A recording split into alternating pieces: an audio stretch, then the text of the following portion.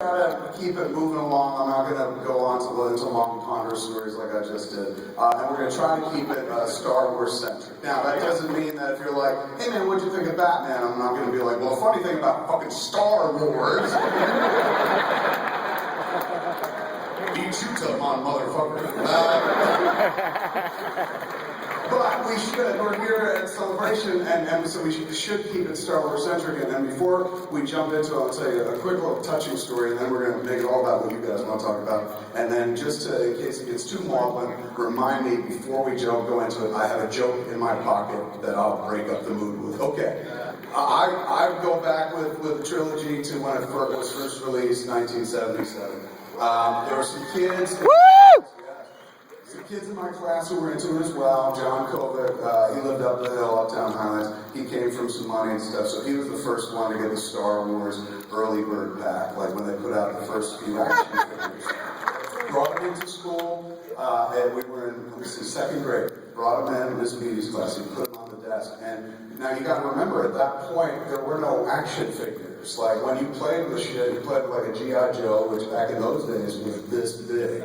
Not like this. G.I. Joe shrunk with the economy. But when we were kids, he was tall and threatening like Barbie. And if you didn't play with them, you played with the Lego dolls and stuff, but Star Wars was kind of the advent of like, no man, we're going to shrink it down to these action figures, they were called. So we all gathered around the desk with, what is it? Where'd you get it? He's like, that commercial, we sent to pay for it. You know, again, this is pre-fucking internet, so you have to write to somebody, literally write a letter.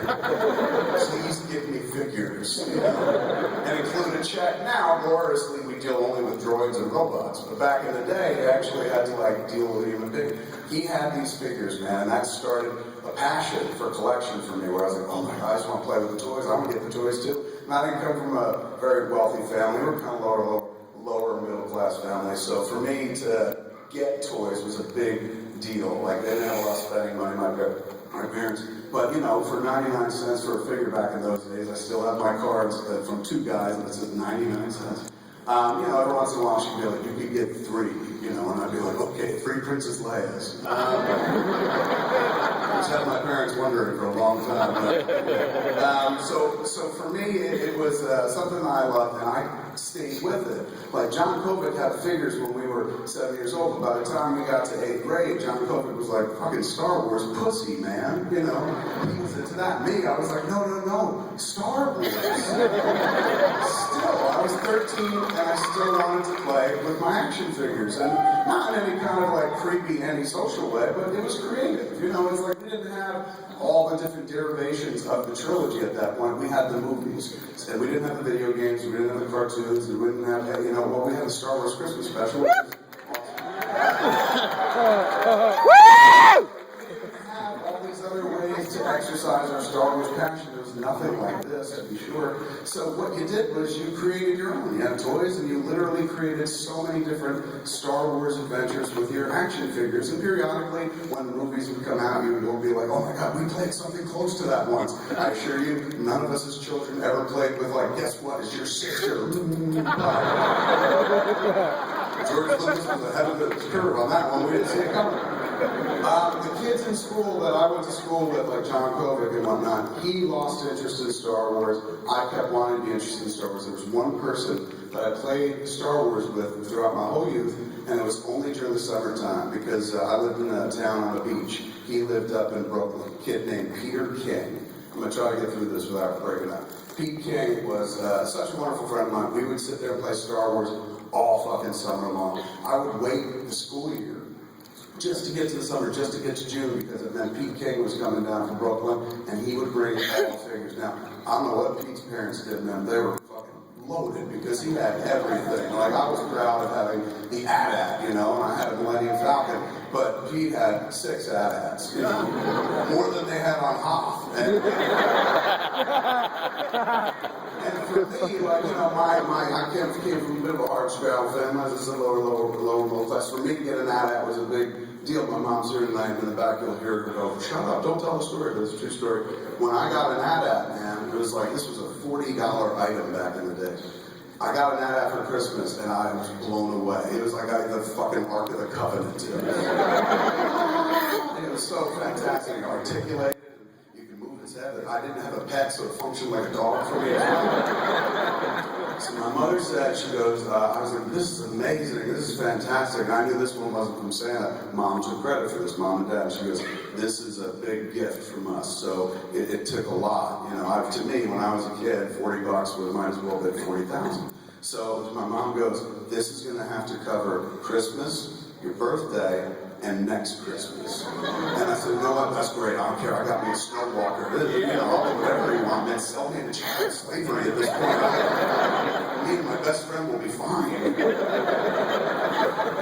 it wasn't until like fucking years later, man, I prized that out and stuff. Years later, I was 28 or something, sitting around talking to my brother and sister. We were talking about best Christmases, and I was like, oh, best Christmas I ever had was like when Mom and Dad got me that AT-AT, and it took care of like Christmas and my birthday and the next Christmas. But you know what the hell? If I had an AT-AT, I was like hanging out with the rich kids with an AT-AT and stuff. And my brother and sister go, wait, who gave that to you? And I said, well, Mom and Dad. And they go, oh no, that came from Aunt Rose. I was like, what? They were like, yeah, Aunt Rose bought it for you, man. But Mom and Dad used it to cover 3 holidays.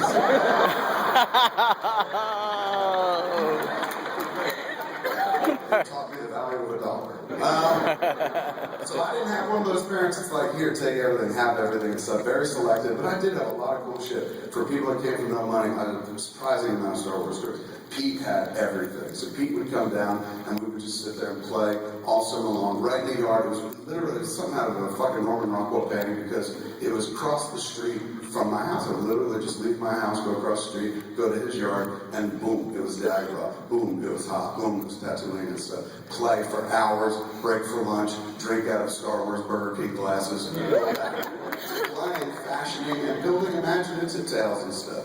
So I spent everything I know about Star Wars beyond what I was presented by the good folks at Lucasfilm and George Lucas himself was pretty much developed over time playing with Pete King. And as you know, kids get older, they start to put stuff down. Pete kept playing beyond the age when the other kids, my friends from home, stopped playing Star Wars. I could continue, got another 2 more years playing Star Wars up to the time I was about 13 on the crest of 14. Then we stopped playing. And not because like we'd both grown up, but because he moved on to G.I. Joe figures, you know, and I couldn't follow him there because I'm like, what? That's fake. Star Wars is real. So all that time, all that childhood development time spent with Pete King, not playing Star Wars, and no weird awkwardness. You know, sometimes like as kids, you wind up playing doctor. We didn't have any of that. Star Wars was our sex, you know? It turned us on because, like, a brother could make out with a sister or make out with another guy. There was a weird 3-way going on. We didn't understand sexuality. We knew it was hot and wrong and stuff. And so we would work that into our games. It wasn't just war over and over. We stopped for the romance. We would structure them after the movies and stuff. Read Splinter of the Mind's Eye and then try to ape that with the figures and stuff. So that was the kind of stuff that we did together. And then, you know, we stopped doing it. And I'd see Pete periodically. He stopped coming down so much over the summers.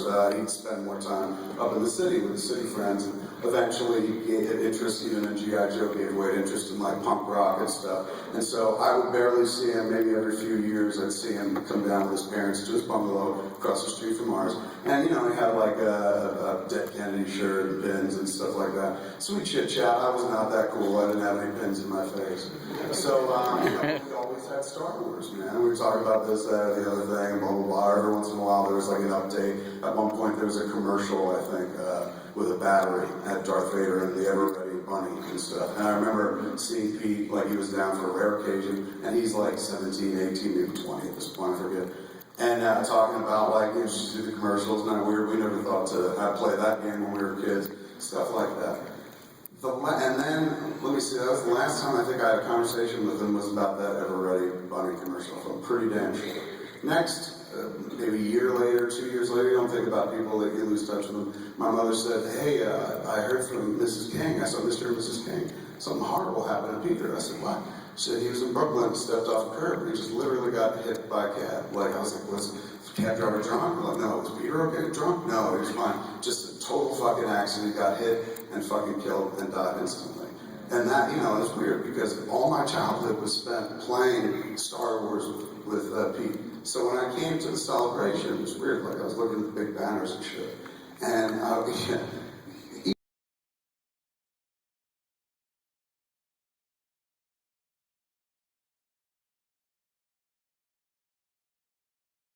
So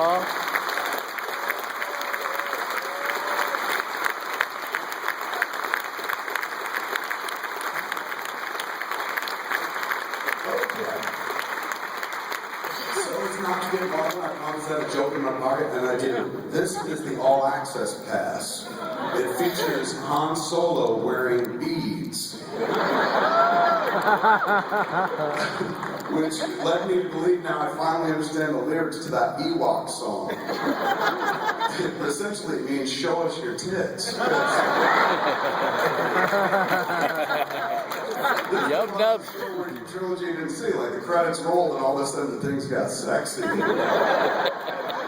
Anyway, okay, now it's all about you guys. We're gonna turn it over to you. We got some mics here. I think there's a microphone here, microphone there. I think there's also a microphone up top, and there's somebody standing at it, and it's a girl, which is so fucking rare in my world. Start with you up top, man. Start strong. Sorry, because I took this into a sad place. Take us to a fun place. I'm going to take you to a fun place. I got a really hard decision tonight. I could go to the 501st pool party, 200 Casey Geeks and Speedos, or Kevin Smith. Right? Kevin Smith, right? That hesitation should tell you that they were like, we're not with you, sister. They were going to be banana boats at that party. But we wanted to extend your Star Wars experience by making you an honorary member of the Jolly Roger Squadron. So I'm actually here tonight on behalf of the CEO of the Jolly Roger Squadron to induct you as an honorary TIE fighter and on behalf of the Black Widows. I'm sorry, the acoustics in this place are weird. Did you just say I won a TIE fighter? This is like the best day of my life. We just need to find the Belgians for that. Yes. Yes. So we have a certificate for you and lots of swag. Well, lots of swag, girl. Is any of that swag weed by any chance? That's awesome. I thank you for allowing me into the Legion, man. That's really sweet. That's good. I got every once in a while somebody's like, you're part of the Stormtrooper Guild, and I'm like, is that a good thing? If I remember correctly, they were bad guys, and then they're very quick to be like, they were clones. So can we bring this down to you? How about at the end, so you don't have to, or if you can make your way down while this is going on, but it'd be awkward if we're like, well, waiting for you to get here. No. Okay, thank you, that is awesome, man. Thank you.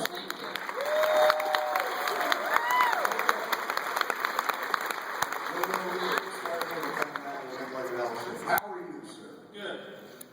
I just want to say I'm a huge fan. You're the reason I wanted to become a filmmaker. I'm surprised, but two questions.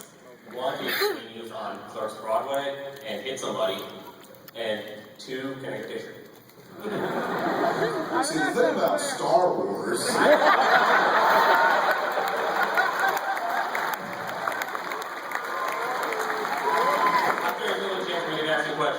It ties in tangentially. Let me hit it up. I'll do it quick. Clerks 3, I talked about doing it as a musical, not a musical, just as a play on Broadway.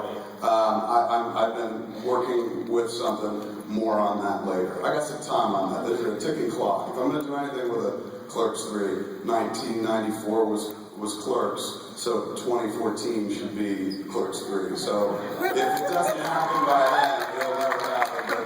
I'm playing this one kind of close to the vest, but even though I was out there and I'm like, I'm gonna do musicals, so I guess that's not close to the vest. Okay, does that hit somebody? I'm still writing. Every time I try to get it down to 120 pages, the beast just gets bigger, so I'm spending a lot of time taming it, because we've been keeping myself busy with other stuff, like we're doing spoilers all summer and stuff like that. So this, now I'll be getting back to the other stuff. I spin a lot of plates, and sometimes when you're spinning them, you walk away from one for a long time and work on something else, and then you come back to it and stuff. So hit somebody's, and that's its stage right now. What was the third thing you asked? Run, okay. But I'm going to start answering the next question. You can do it. Hey! Good evening, sir.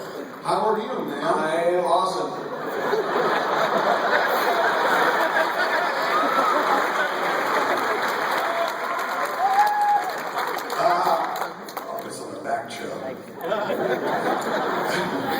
How are you? Now, are you wearing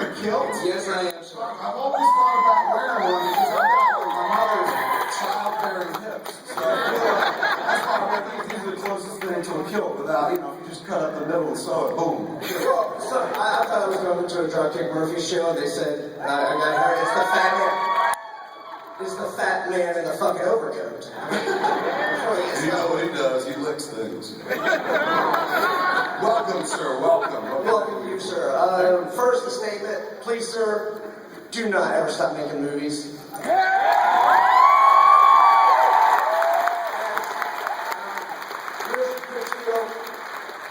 Due to you and your hilarious ass, I've gotten through so many deployments because I'm currently in the Army. Wait. What was the? We got a signer on stage with us. What was the sign? Did you say this for ass? I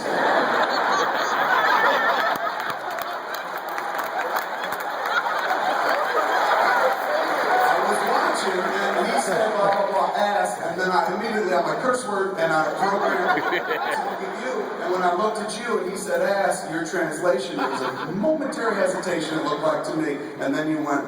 Because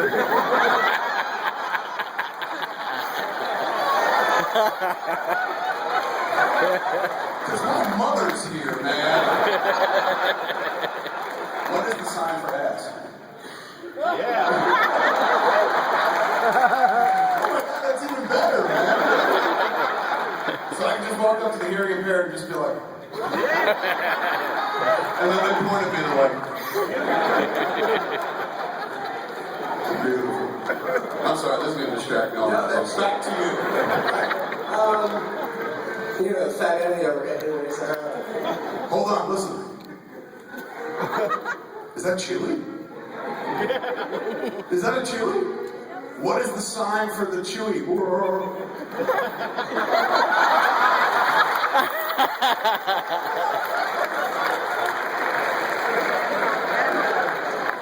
That can't be it, man.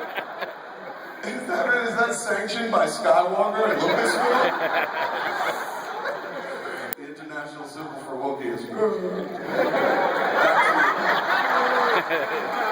having an asthma attack up here. It's not Chewy. He's dying. We might want to defib him or something. Go ahead. Scary. This is kind of dirty because I was just thinking of your wife, Miss Schwalbach. You put this post on Facebook about spunk and so forth and so on. I'll cut it short. When you did the Lois Lane shoot, and I'm referencing Star Wars here, you know where this is leading into. Totally, we'll get there. Did you at any time think of not throwing her in the damn gold bikini?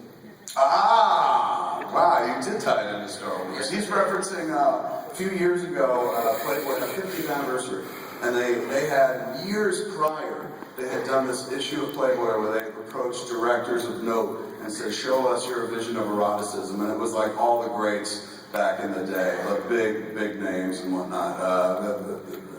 God, I can't want to, like I think Roman Polanski was one of them. Huge. They did it again 50 years later, and they were like, we want to do the same idea. We get directors to shoot what they think is erotic, and the bar must have dropped because A, I was on the list. And I'm not known for being a visual stylist. Nobody goes, you know who's going to get us off? Fat Kiss, maybe. So, you know, for them to reach out to me, a lot of people must have said no. It was me, Brett Ratner, Michael Bay, you know, so it was kind of like a house of horrors.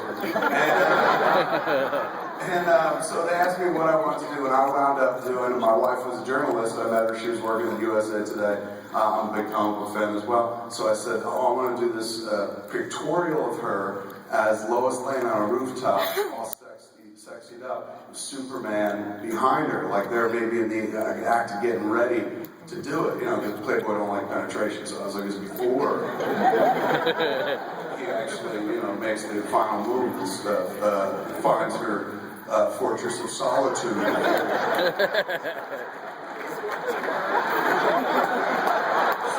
Sir, please stay with the story, sir. It's not Fortress of Birthday Cake. Fortress of Solitude.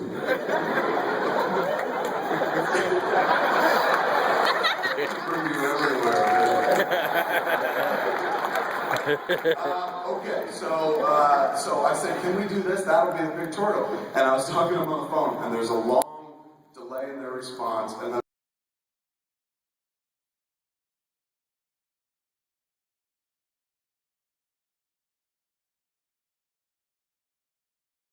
we did it have been like, we have another publication for you, but not this one.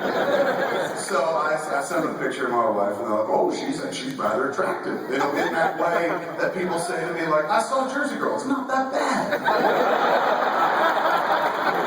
Same way, they were like, she's attractive. As if to say, like, how the fuck did you man her? So I said, yeah, she's attractive, so this is what we want to do, Superman. And then there's another long pause and stuff, and they go, you're not going to play Superman. And I said, no, this is supposed to be sexy, man, sexy. So no, we'll get a male model to play Superman. I'm just taking the picture like, oh, whew, okay, let's do that. So we get to the photo shoot, we do it. It was awesome. It was, weird. My wife had so much courage, I thought, because I don't take my shirt off ever, not even in the shower. I keep my shirt on. But she was like, one day I'm going to be old. I look good right now, so let me tell you how many chances. I never thought I'd be in Playboy, blah, blah, blah. It's so weird because she was such a feminist. She is. Hardcore militant feminist. Hates dudes. Married me because my dick is small. So she's like, hardcore feminist until I was like, hey, you want to be...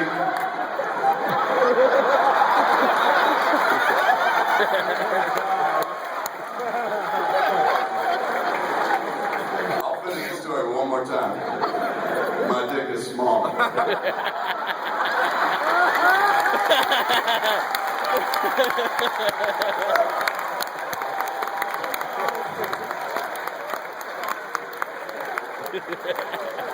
Isn't that the international sign language for small dick? Is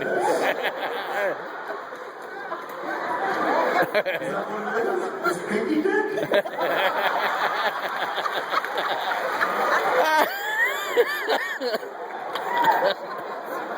What does this mean to a Jedi, to keep it on topic? Okay, man, so going back to the story. So I said, we're going to do this photo shoot. We get there, we're doing the shoot. And there's a dude who's doing special effects. And special effects literally is putting smoke in the room because we were on a rooftop. Did the lighting, did the trance. I have the names. You've seen it, so you've seen it. Yeah, I've seen it too. I've actively seen it many times. Whenever she's just like, it's too early to fuck, I'm like, I don't need you anymore.